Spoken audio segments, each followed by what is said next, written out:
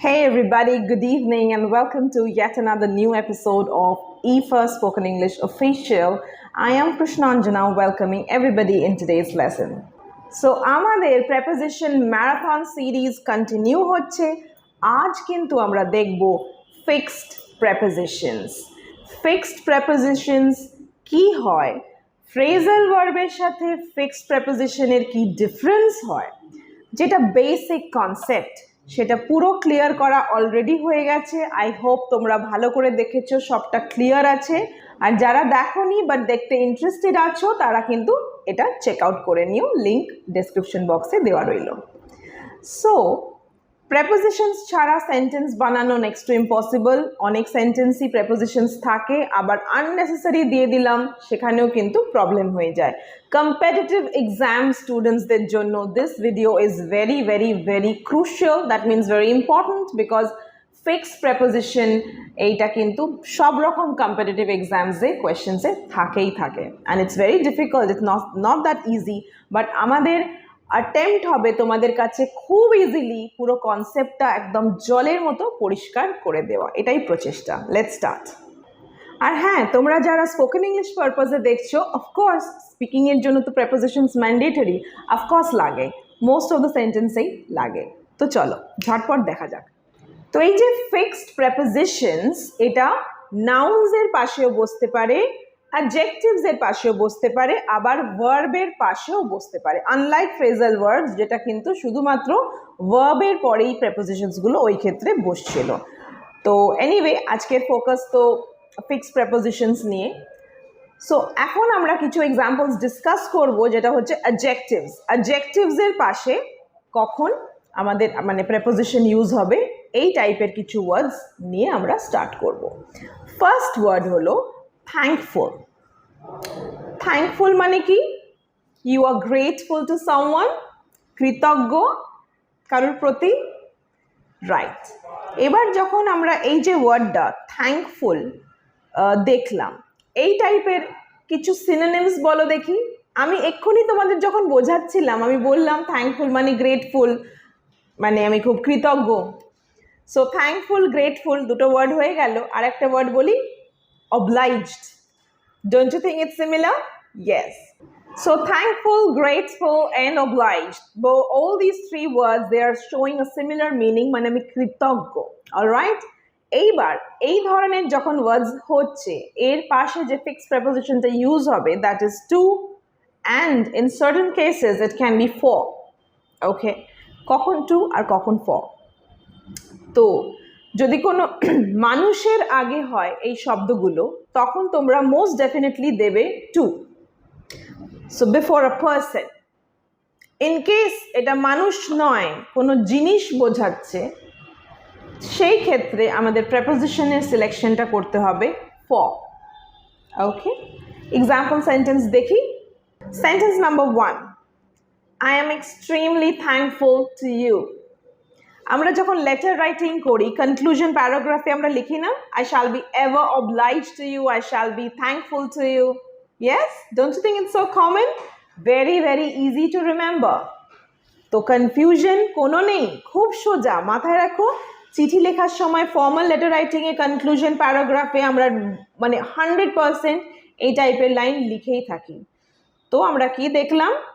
I am extremely thankful to you, মানে obviously আমি তোমার প্রতি খুবই খুবই কৃতজ্ঞ। আপনাদের সবার প্রতি আমরা ইফার তরফ থেকেও খুবই কৃতজ্ঞ for liking our videos, watching our content and appreciating us and being there with us always.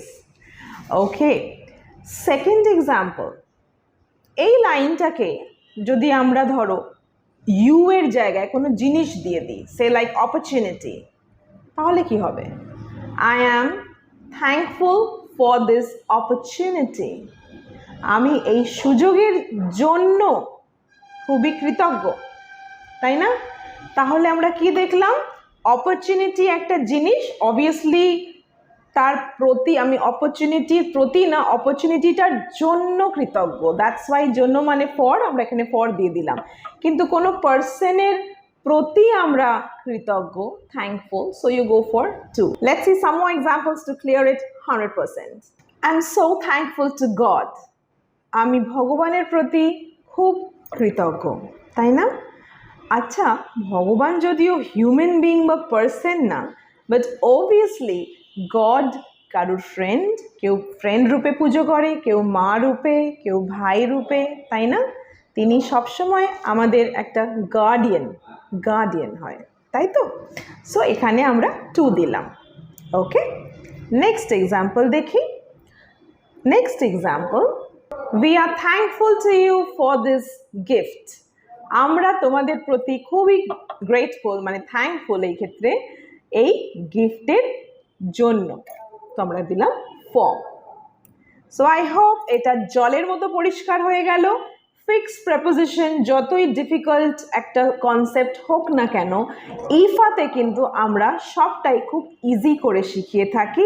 And আমাদের 100% চেষ্টা আর কনফিডেন্স যে আমরা ডেফিনেটলি তোমাদের কাছে সবটা ইংলিশটাকে একদম সহজ করে বুঝিয়ে দেব। কোনো প্রবলেম হলে, কোনো ডাউটস থাকলে ডেফিনেটলি কমেন্ট সেকশনে লিখে জানাতে কিন্তু ভুলো না। আমরা কিন্তু সব কমেন্টের রিপ্লাই দিয়ে থাকি। Okay, let's see the next word, number 2, grateful. So grateful, thankful similar. So এবার কিন্তু তোমরা ট্রাই করো আমার সাথে। Yes, fill in the blanks. বলো তো, I shall be ever grateful dash you. কি হবে? Correct. 2. Double thumbs up. That's right. We shall be, or I shall be ever grateful to you. আমি তোমার প্রতি চিরকৃতজ্ঞ থাকবো, বা আমরা তোমার প্রতি চিরকৃতজ্ঞ থাকবো। That's right. নেক্সট, নাম্বার 2, এটাও তোমরা করো। বলো, they are grateful dash their parents. কি হবে? তারা তাদের প্যারেন্টস, বাবা মার প্রতি খুবই গ্রেটফুল, কৃতজ্ঞ। কি হবে বলো তো? ফর হবে না 2 হবে? কারেক্ট, 2 হবে, কারণ প্যারেন্টস অবভিয়াসলি হিউম্যান বিইংস, এরা কোনো জিনিস নয়, তাই না? বস্তু নয়। So you're 100% correct. They are grateful to their parents. Number 3. We are grateful dash this advice. কি হবে বলো? Yes. এই অ্যাডভাইসের জন্য না প্রতি গ্রেটফুল আমরা? Obviously জন্য। You are 100% correct. যারা ঠিক করছো, ভেরি গুড। আর যাদের ভুল হচ্ছে, নিশ্চয়ই এবারে এই এক্সাম্পলসের মাধ্যমে তোমাদের ক্লিয়ার হয়ে যাচ্ছে, তাই না? Good. So the line is, we are grateful for this advice. আমরা এই উপদেশের জন্য খুবই grateful. Very good. Next, number 4, they are grateful dash this delicious dish. এই সুস্বাদু পদের জন্য তারা আমাদের কাছে বা কারোর প্রতি খুবই grateful. So what will be the answer? The right answer is, they are grateful for this delicious dish. Great, excellent. Let's move to the next word, obliged. Okay, obliged এর ক্ষেত্রেও সেম। আমরা বুঝতে পারছি মানুষের আগে to আর জিনিসের আগে for. Let's do it quickly. ফার্স্টেই আমাদের লেটার রাইটিং এর কনক্লুশনের লাইন্সটা মাথায় রাখতে হবে, রাইট? যে কি বলেছিলাম? I shall be ever obliged to you, তাই না? তাহলে ইউ এর আগে 2 হয়ে গেল। তাহলে সিমিলারলি আমি যদি বলি, Rita shall be obliged dash her parents, কি হবে? to her parents. রিটা তার প্যারেন্টসের কাছে কৃতজ্ঞ থাকবে।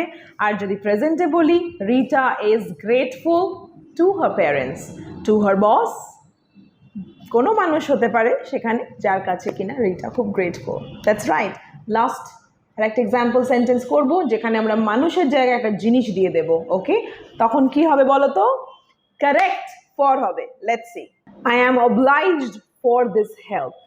এই উপকারের জন্য আমি খুবই কৃতজ্ঞ। I am extremely obliged. এই 3টে সেট অফ ওয়ার্ডসের পর আমরা আরও 3টে নিউ ওয়ার্ডস এবার শিখব, যেটা হলো আনসারেবল, রেসপন্সিবল অ্যান্ড অ্যাকাউন্টেবল। আবারও দেখো, এই 3টে ওয়ার্ডের সিমিলার মিনিং আসছে, তাই না? আনসারেবল, রেসপন্সিবল, অ্যাকাউন্টেবল মানে কি? যে কে দায়ী আর কি এই কাজের জন্য। This is the meaning. আবারও ফর আর টু এই দুটো হলো ফিক্সড প্রেপোজিশনস, যেটা এই ওয়ার্ডস এর পাশে আমরা বসাতে পারি। কিন্তু তোমরা নিশ্চয়ই পরিষ্কার বুঝে গেছো যে মানুষের আগে হলে টু দেব আর জিনিসের আগে হলে ফর দেব। চলো ঝটপট কিছু এক্সাম্পল সেন্টেন্স দেখে একদম জল ভাত করে নেব এই ফিক্সড প্রেপোজিশনের কনসেপ্টটা। আনু এই পরিস্থিতির জন্য দায়ী। তাহলে আমাকে কি বলতে হবে, টু না ফর? বলো দেখি। ফর, কারণ সিচুয়েশন কোনো মানুষ না। Anu is responsible for this situation, that's right. আর যদি মানুষ হয় তাহলে Anu is responsible to her seniors. Anu ওনার যে সিনিয়র্স আছে তাদের কাছে কিন্তু রেসপন্সিবল, মানে আনসারেবল। যা কাজ করবে সিনিয়র্সদের স্ক্রুটিনিতেই কিন্তু ব্যাপারটা হবে। সো ওর যে দায়িত্ববোধ আছে সেটা তার সিনিয়র্সদের প্রতি ডেফিনেটলি আছে। ওকে, সো আমরা এটা বুঝতে পেরে গেলাম। এবার সিমিলারলি আমরা আনসারেবল আর অ্যাকাউন্টেবল দিয়েও এক্সাম্পলস চেক আউট করবো। Deepak is accountable for this accident. Deepak এই অ্যাক্সিডেন্টের জন্য দায়ী, রেসপন্সিবল। ওকে, আচ্ছা এবার ধরো যদি বলি যে দীপক যদি কোনো গন্ডগোল করে তাহলে কিন্তু ও দায়ী হয়ে যাবে, মানে আমাদের কাছে ওকে আনসার করতে হবে যে ভাই কেন হলো, কি হলো। So he is definitely accountable to us. Clear? Us humans, আমরা সবাই। সো এখানে টু হয়ে গেল। Next, Suzy is answerable to the higher authority. Suzy higher authority, ওর স্কুলের প্রিন্সিপাল হতে পারে বা যারা ওনার হায়ার অথরিটি তাদের কাছে আনসারেবল।